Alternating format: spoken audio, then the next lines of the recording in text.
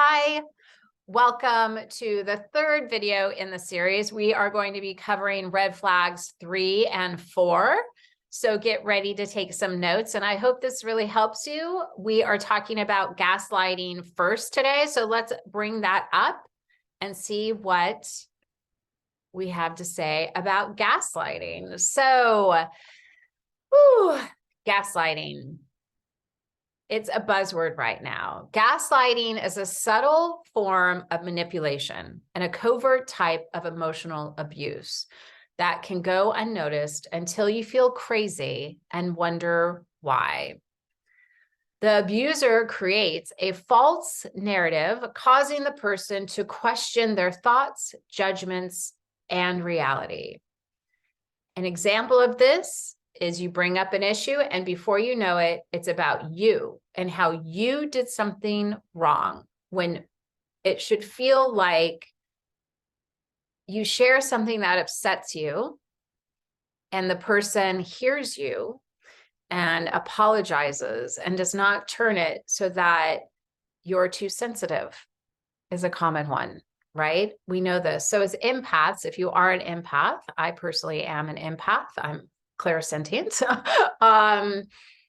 It took me a long time to learn how to speak up for myself. And so if I speak up for myself and it's turned against me, I definitely know that something's up.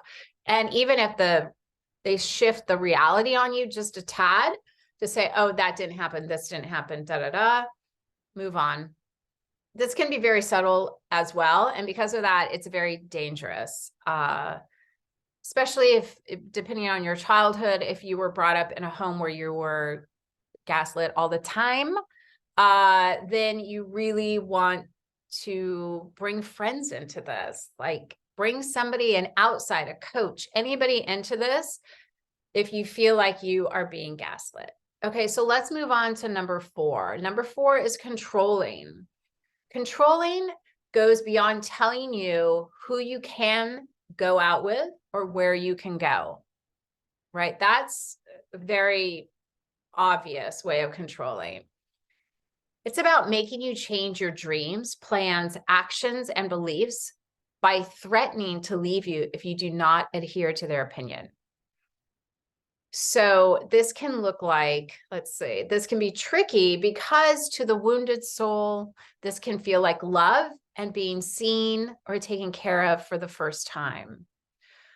So how this shows up is, let's say you have a plan that you want to go to college if you're young, super young, maybe not even that young, but you want to go to college.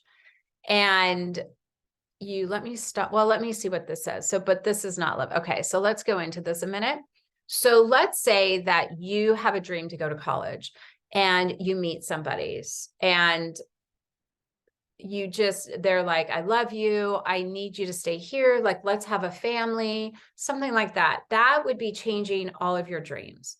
Or if you were planning on getting out of the corporate world, starting your own business, and that seemed very exciting. And then you meet somebody and they kind of feed into fear about leaving the corporate environment.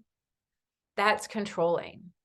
If they really don't want children and all you've ever wanted is children, like, it seems easy to be like, oh, it's okay, I didn't really want children. But in your heart of hearts, you really want children. So it comes from scarcity when we're dating. We just feel like there aren't any people out there that get us. And so when we kind of get the feels for somebody who feels like they get us and their control or their opinions about us feels like love because nobody really tells us what to do.